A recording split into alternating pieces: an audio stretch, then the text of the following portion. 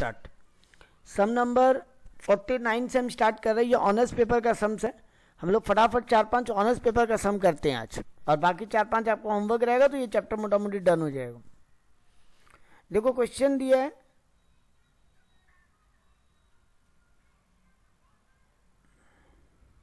एक second screen थोड़ा बड़ा कर लेते हैं।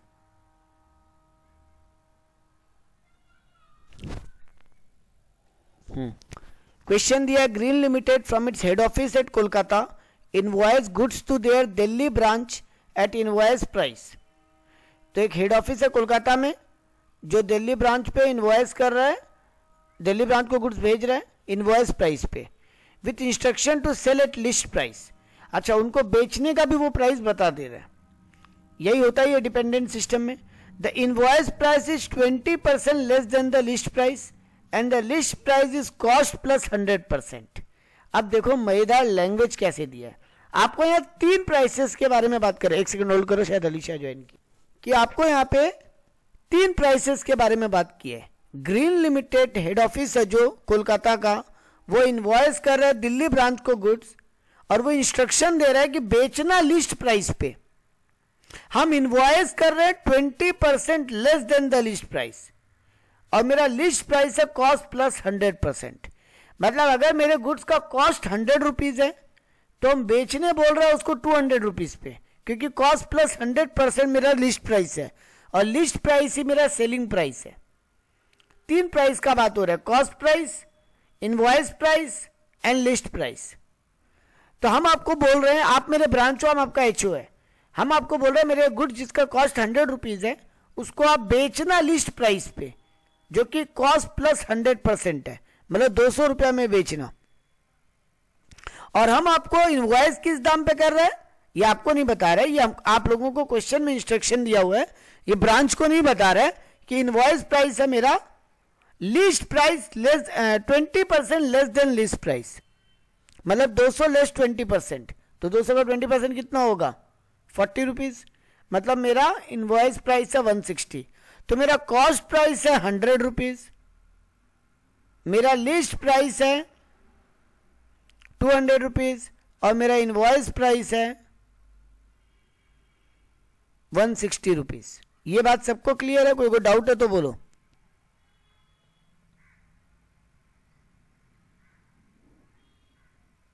कोई डाउट नहीं है, हम आगे बढ़ रहे हैं। From the following particulars, prepare necessary account to ascertain the profit and loss earned by the HO and Delhi branch। देखो आपको दोनों का अकाउंट बनाने बोल दिया, आपको बोल रहा है HO और दिल्ली ब्रांच दोनों का हमको प्रॉफिट निकाल के बताओ, यानी दोनों अपना अपना बुक सेपरेटली मेंटेन कर रहे हैं। ये कौन सा मेथड हो गया? इंडिपेंडेंट मेथड, जो हम कल बोले थे ना, आपको जनरली पूछता नहीं है, जिसमें नॉर्मल ट्रेडिंग पीएल बनाना पड़ता है। थर्ड मेथड मेरे नोट्स का, देखो हम स्क्रीन पे आपको वो पेज लाते हैं एक बार जिसमें नोट्स था मेरा, पहला ही पेज नोट्स का। हम क्या बोले थे? डिपेंडेंट इंडिपेंडेंट 2 मेथड है। डिपेंडेंट में debtor method, stock debtor method, और इंडिपेंडेंट में ट्रेडिंग पीएल बैलेंस शीट। तो आपको इस क्वेश्चन में क्या बोल रहा है कि बॉम्बे और कोलकाता दोनों ब्रांच का, बॉम्बे ब्रांच और कोलकाता ब्रांच, बॉम्बे ब्रांच है ना, ब्रांच बॉम्बे है ना, नहीं ब्रांच दिल्ली है, कोई काट के बॉम्बे गलती से लिखा है। हेड ऑफिस कोलकाता है, ब्रांच दिल्ली है, तो दिल्ली ब्रांच और कोलकाता हेड ऑफिस दोनों का बुक्स का प्रॉफिट बताओ कितना होगा। तो दोनों के बुक्स का प्रॉफिट पूछा है, मतलब अलग अलग पूछा है। कुछ नहीं, आपको ट्रेडिंग पीएल बनाना है, नॉर्मल लॉजिक, और थोड़ा सा झमेला होगा वो स्टॉक में रिजर्व निकालने का।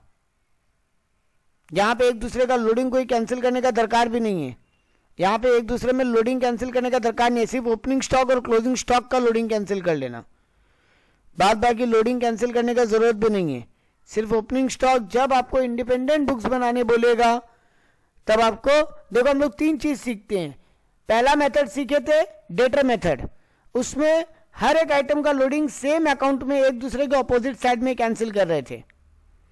दूसरा मेथड सीखे हम लोग लास्ट क्लास में, स्टॉक एंड डेटर मेथड, उसमें एक अलग से अकाउंट बना ले रहे थे, ब्रांच एडजस्टमेंट अकाउंट, और सारा रिजर्व लोडिंग वहां कैंसिल कर रहे थे।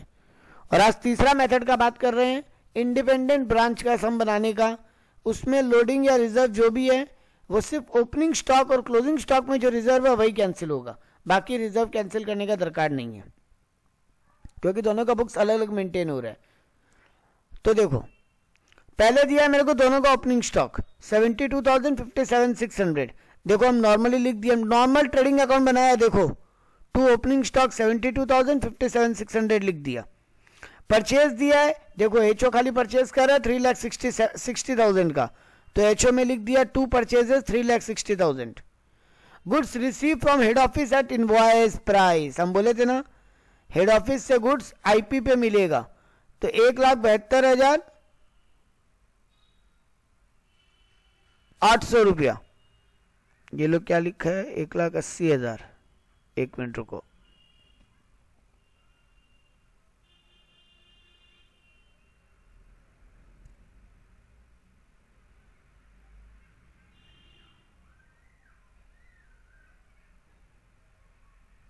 ओ अच्छा यहां पे एक झमेला है। गुड्स सेंड टू ब्रांच है वो कॉस्ट प्राइस पे दिया हुआ है, जबकि गुड्स रिसीव फ्रॉम एचओ वो इनवॉइस प्राइस पे दिया हुआ है। गुड्स सेंड टू ब्रांच जो है वो कॉस्ट प्राइस पे दिया हुआ है, और गुड्स रिसीव्ड बाय एचओ वो आपको इनवॉइस प्राइस पे दिया हुआ है। तो आपको क्या करना पड़ेगा, इसको भी इनवॉइस प्राइस पे कन्वर्ट करना पड़ेगा। इनवॉइस प्राइस कितना है 160, तो 1,12,500 डिवाइडेड बाई 100 इंटू 160 करने से इनवॉइस में कन्वर्ट हो जाएगा कि नहीं। 1,12,500 का गुड्स ब्रांच भेजा है एचओ को, 1,12,500 का गुड्स ब्रांच भेजा है हेड ऑफिस को, वो भी कॉस्ट पे, तो 1,12,500 कॉस्ट पे है, मतलब 1,12,500 अपने आप में 100% है, और मेरे को उसको कन्वर्ट करना है लोडिंग पे यानी इनवॉइस प्राइस पे। इनवॉइस प्राइस का कितना निकाले हम लोग, 160 रुपीज़ होना चाहिए इनवॉइस प्राइस, तो इंटू 160, तो 1,80,000 मेरा गुड्स सेंड टू ब्रांच हो जाएगा। वापस सोचो, किसी को डाउट है तो बोलो, नहीं तो हम आगे बढ़ सकते हैं।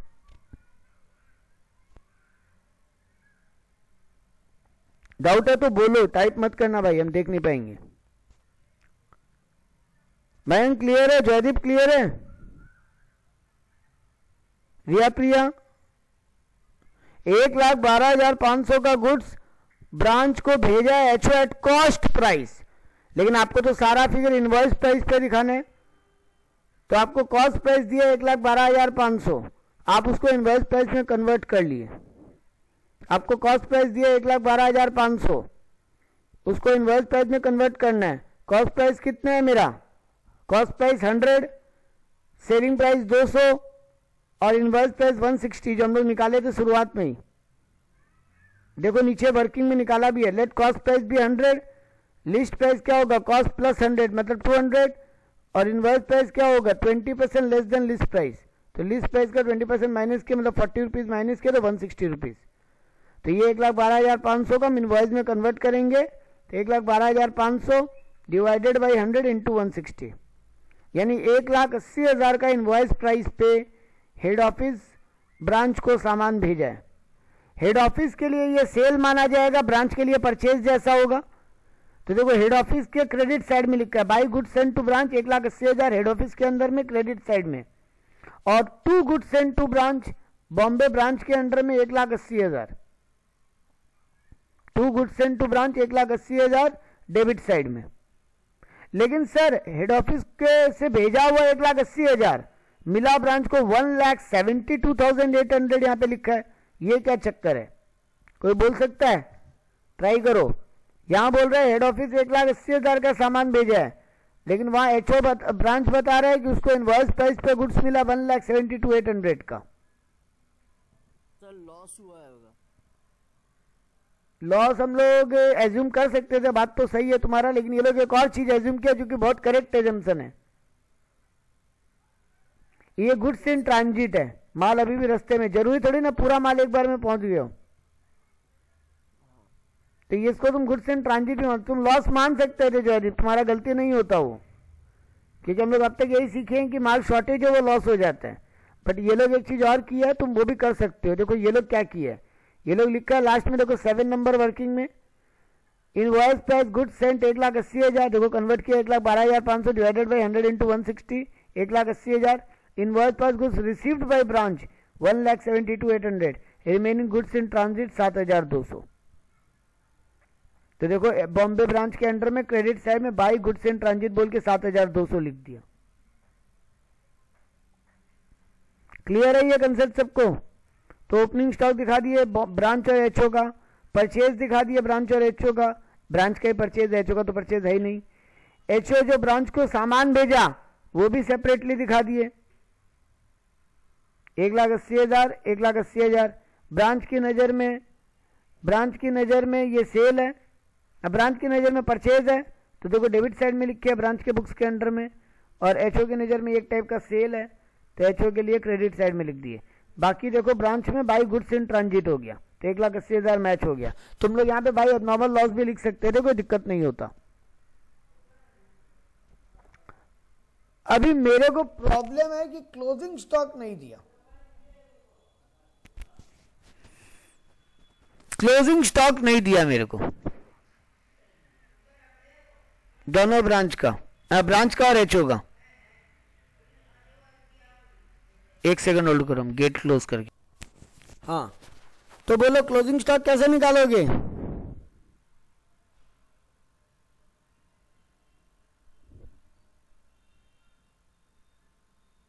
अरे opening plus purchase minus cell कर दो. Opening plus purchase minus cost of goods sold, तो तुम्हारा वो निकल नहीं जाएगा कॉस्ट ऑफ गुड्स अनसोल्ड या क्लोजिंग स्टॉक.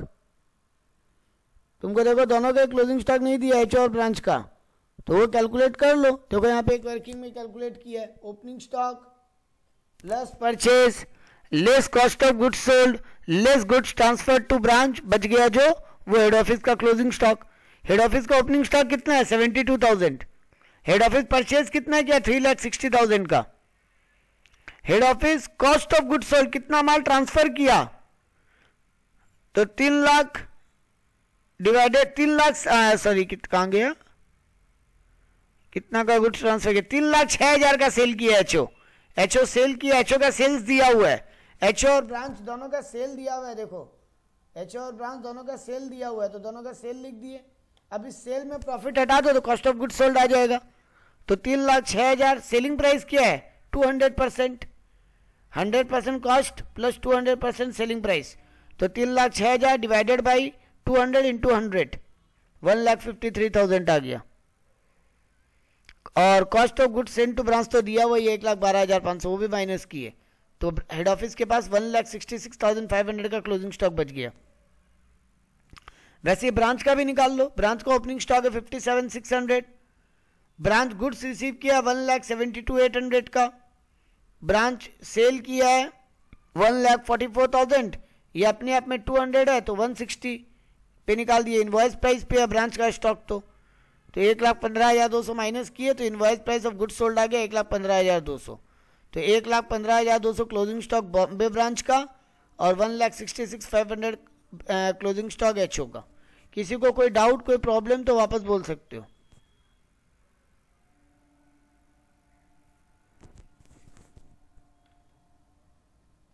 अब हम क्या करेंगे, मेरा ट्रेडिंग अकाउंट बन गया, हम जीपी निकाल लेंगे दोनों का. तो 2,20,500 मेरा हेड ऑफिस का जीपी है और बॉम्बे ब्रांच का जीपी 28,800 है. उसको हम ट्रांसफर किए इधर में वापस पीएल अकाउंट बनाने के लिए.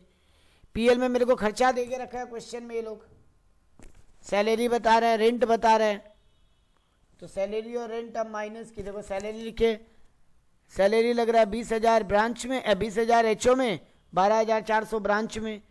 रेंट्स एंड रेट्स लग रहा है ब्रांच में 2,000 और एचओ में 5,200, तो वो भी लिख दिए. अब हमको खाली क्या आइटम कैंसिल करना है? सर ओपनिंग स्टॉक का रिजर्व इधर कैंसिल कीजिए, क्लोजिंग स्टॉक का रिजर्व डेबिट में कैंसिल कीजिए, आपका फाइनल नेट प्रॉफिट आ जाएगा. ओपनिंग स्टॉक में रिजर्व कितना है? 57,600 का मेरा ओपनिंग स्टॉक है. तो ब्रांच के पास जो ओपनिंग स्टॉक है वो अपने आप में 100 है, 160 है कि 200 है? बोलो. ब्रांच के पास जो ओपनिंग स्टॉक है वो अपने आप में 100 है, 160 है कि 200 है? कम ऑन बोलो. 200 है सर. 200 सेलिंग प्राइस है जयदीप, ब्रांच के पास जो स्टॉक है वो सेलिंग प्राइस पे कैसे हो सकता है? ब्रांच के पास जो एचओ से सामान आता है 100 सर। आई सर 160 हाँ 160 है। इनवॉइस प्राइस में आएगा। हाँ ब्रांच के पास एचओ से जो सामान आता है वो इनवॉइस प्राइस पे आता है ना मयंक?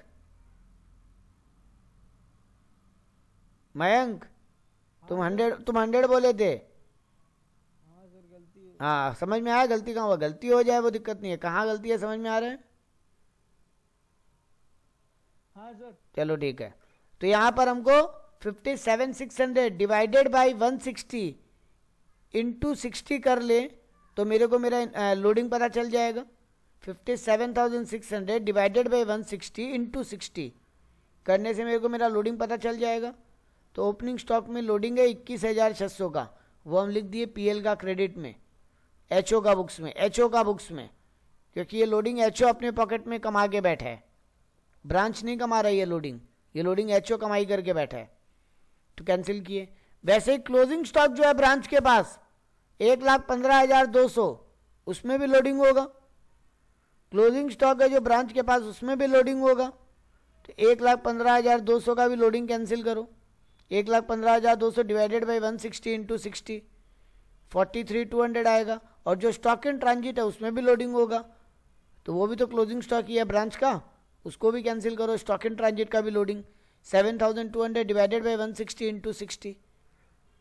ब्रांच के पास जो भी माल पड़ा है सब अपने आप में 160 है, तो 100 रुपीज़ कॉस्ट है, 60 रुपीज़ वो लोडिंग का प्राइस है, तो वो 60 रुपीज़ हम निकाल लिया क्लोजिंग स्टॉक में से, ओपनिंग स्टॉक में से और स्टॉक इन ट्रांजिट में से, क्योंकि स्टॉक इन ट्रांजिट भी क्लोजिंग स्टॉक ही बचेगा अल्टीमेटली ब्रांच के पास, क्योंकि आज वो स्टॉक इन ट्रांजिट है, ब्रांच के पास पहुंचेगा तो सही, तो उसमें भी प्रॉफिट छुपा हुआ है।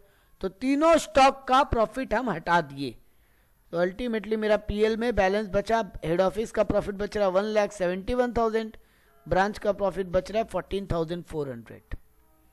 तो हम दोनों का पीएल बना दिए। ये हो गया इंडिपेंडेंट ब्रांच सिस्टम, दोनों का बुक्स पूरा अलग अलग मेंटेन किए, दोनों का ट्रेडिंग पीएल मेंटेन किए हम। अगला सम से बढ़े हम।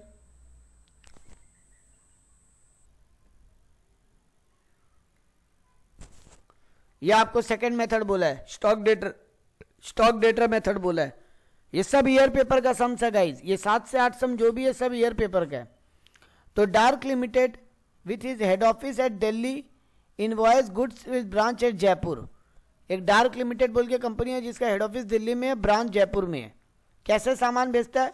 कॉस्ट प्लस 33.3333%, मतलब कॉस्ट प्लस 1/3। तो इनवॉइस प्राइस अगर 100 रुपये है तो 33.33 उसका लोडिंग है, तो आईपी हो गया 133.33। From the following information prepare branch stock account and branch stock adjustment account in the books of HO. आपको बोल रहा है stock at branch at invoice price 1,70,000। और ये फिगर रॉन्ग है, ये लोग कोई करेक्शन किया है इसमें, ओपनिंग स्टॉक और क्लोजिंग स्टॉक का फिगर रॉन्ग छपा हुआ है यहाँ पे, उसको कोई करेक्शन किया है। तो stock at branch invoice price पे है 2 लाख और स्टॉक एट ब्रांच क्लोजिंग है इनवॉइस प्राइस पे 1,70,000। तो ब्रांच के पास ओपनिंग स्टॉक है 2 लाख का, क्लोजिंग स्टॉक है 1,70,000 का।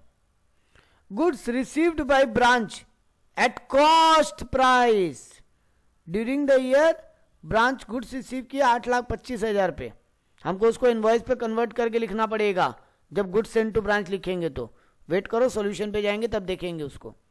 Goods in transit at invoice price 1 lakh, तो ओपनिंग स्टॉक इनवॉइस प्राइस पे है, क्लोजिंग स्टॉक इनवॉइस प्राइस पे है, गुड्स इन ट्रांजिट भी इनवॉइस प्राइस पे है, बस गुड्स सेंड टू ब्रांच जो है ड्यूरिंग द ईयर वो कॉस्ट प्राइस पे है, तो उसको इनवॉइस पे कन्वर्ट करना पड़ेगा। Goods return by branch to HO, अच्छा गुड्स रिटर्न भी किया है 40,000 का। Cash sale at branch 10 lakh का, credit sale at branch 1 lakh का। हमको यहाँ पे कैश सेल क्रेडिट सेल से हमको टोटल सेल दिखाना है। सेकंड मेथड में हम लोग टोटल सेल दिखाते थे, पहला मेथड में कैश सेल और कैश कलेक्टेड फ्रॉम डेटर दिखाते थे, मतलब सिर्फ जितना माल पैसा मिल गया डेटर से उतना ही दिखाते थे। यहाँ पे पूरा सेल दिखाते हैं, कैश सेल दिया क्रेडिट सेल दिया, हम दोनों सेपरेटली दिखाएंगे। इनवॉइस प्राइस ऑफ गुड्स पिल्फर्ड, पिल्फर्ड मतलब चोरी हो गया, 10,000 का गुड्स चोरी हो गया, और stock loss due to wastage, अच्छा एबनॉर्मल लॉस भी हो गया 20,000 का।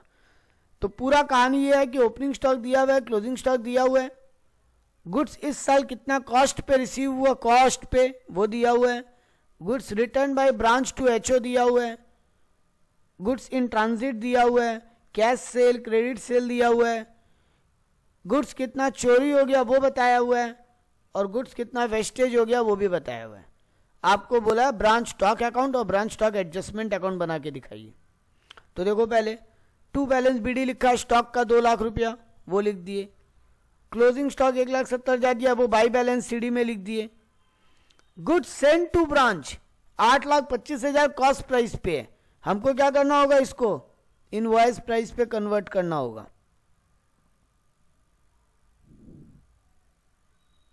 इनवॉइस प्राइस पे इसको कन्वर्ट करना होगा, तो 8,25,000 को कन्वर्ट करना होगा।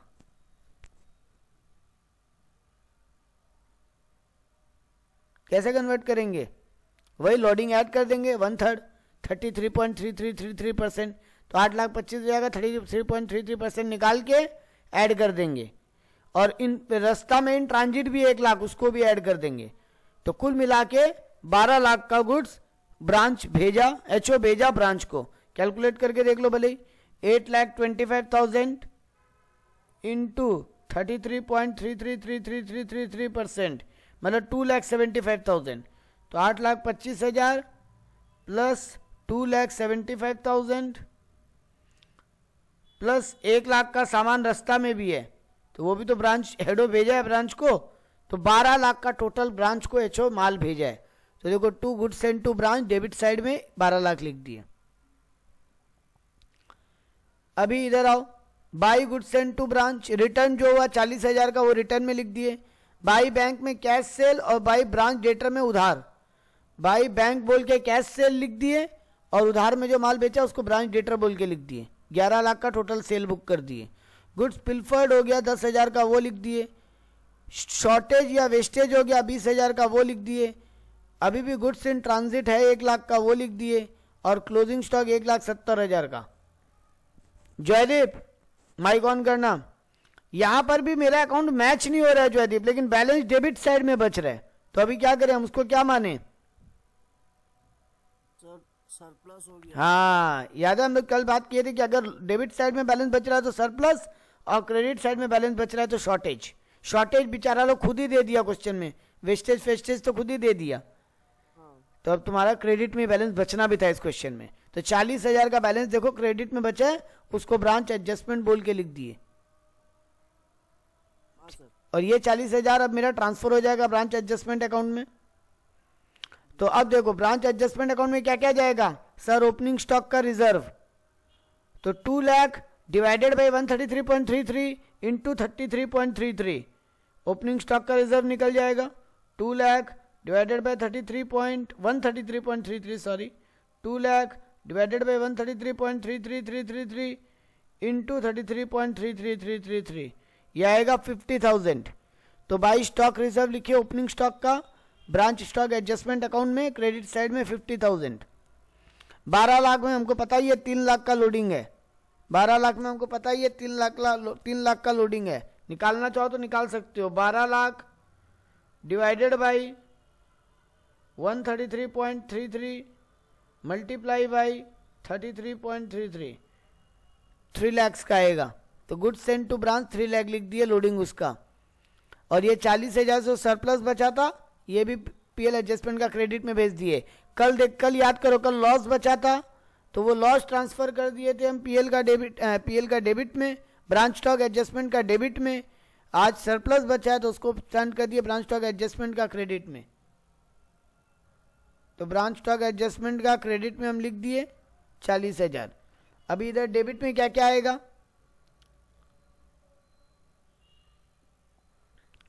रिटर्न जो किया है 40,000 उसका लोडिंग कैंसिल किया 10,000। तो देखो 40,000 डिवाइडेड बाई 133.33 इंटू 33.33, 10,000 आएगा। तो उसका लोडिंग कैंसिल किए। जो रास्ता में इन ट्रांजिट उसका लोडिंग कैंसिल किए। जो क्लोजिंग स्टॉक है उसका लोडिंग कैंसिल किए। गुड्स चोरी हो गया वो भी तो लॉस है, और गुड डिस्ट्रॉय हो गया, वो भी तो लॉस है, पूरा loss PL adjustment branch adjustment में चला गया। और फाइनली मेरा ब्रांच एडजस्टमेंट में नेट प्रॉफिट बचा 2,82,500। सारा नुकसान अब कमाई, सारा नुकसान और प्रॉफिट ब्रांच स्टॉक एडजस्टमेंट में ट्रांसफर कर दिए, और जो अल्टीमेटली बचा वही मेरा नेट प्रॉफिट बचा ब्रांच स्टॉक एडजस्टमेंट अकाउंट में। Any doubt? कोई डाउट है तो बोलो, नहीं तो हम नेक्स्ट सम में जा रहे हैं।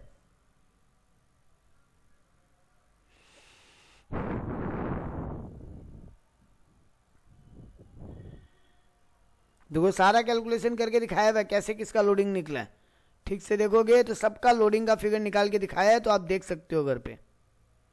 नेक्स्ट सम करते हैं। Magma limited has a HO in Kolkata branch in Mumbai.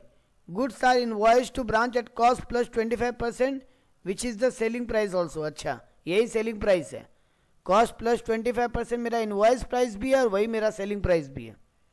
From the following particulars for the year end 31 March 2016 prepare branch stock account, branch debtor account, branch stock adjustment account.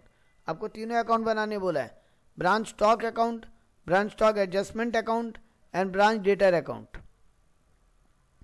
आपको opening branch stock at branch दिया है, goods send to branch invoice price पे, branch debtor का opening balance दिया है, cash cell दिया है, return from debtor दिया है, ब्रांच का एक्सपेंस बताया है, डिस्काउंट कितना अलाउ हुआ, बेड डेट कितना क्यों आप डेटर को वो भी बता रहा है, डेटर से कलेक्शन कितना हुआ वो भी बता रहा है, check receive from debtor dishonoured हो गया वो भी बता रहा है, स्टॉक एट ब्रांच बता रहा है, ब्रांच का क्लोजिंग स्टॉक बता रहा है, क्लोजिंग डेटर बता रहे हैं। बहुत सिंपल सम से आपको तीनों अकाउंट बनाने बोला है। तो पहले हम ब्रांच स्टॉक अकाउंट बनाते हैं। मेरा ओपनिंग ब्रांच का स्टॉक है, स्टॉक एट द ब्रांच 30,000 हम लिख दिए। Goods send to branch invoice price पे ही है तो कुछ कन्वर्ट करने का दरकार नहीं है, 5 लाख का 5 लाख लिख दिए। उसके अलावा ब्रांच में कैश में सेल हुआ है 1,90,000 वो लिख दिए क्रेडिट साइड में बाई बैंक अकाउंट बोल के। क्रेडिट सेल कितना हुआ है 2,79,000, ये कहां दिया हुआ है? अच्छा, क्रेडिट सेल निकलेगा ब्रांच डेटर अकाउंट से, सॉरी क्रेडिट सेल ही तो निकलेगा, ब्रांच डेटर अकाउंट बनाएंगे किस लिए, वहां से क्रेडिट सेल को निकालेंगे, ठीक है, उसको हाथ में रखो। Stock adjustment account by Mumbai branch, stock adjustment account 12,000, ये वो शॉर्टेज पड़ा होगा, उसका बात करेंगे। हाँ देखो शॉर्टेज लिखा है ब्रैकेट में, और बैलेंस सीडी दिया है क्लोजिंग स्टॉक 54,000। तो पहले ब्रांच डेटर अकाउंट बना लो ताकि तुम्हारा वो निकल जाए क्रेडिट सेल।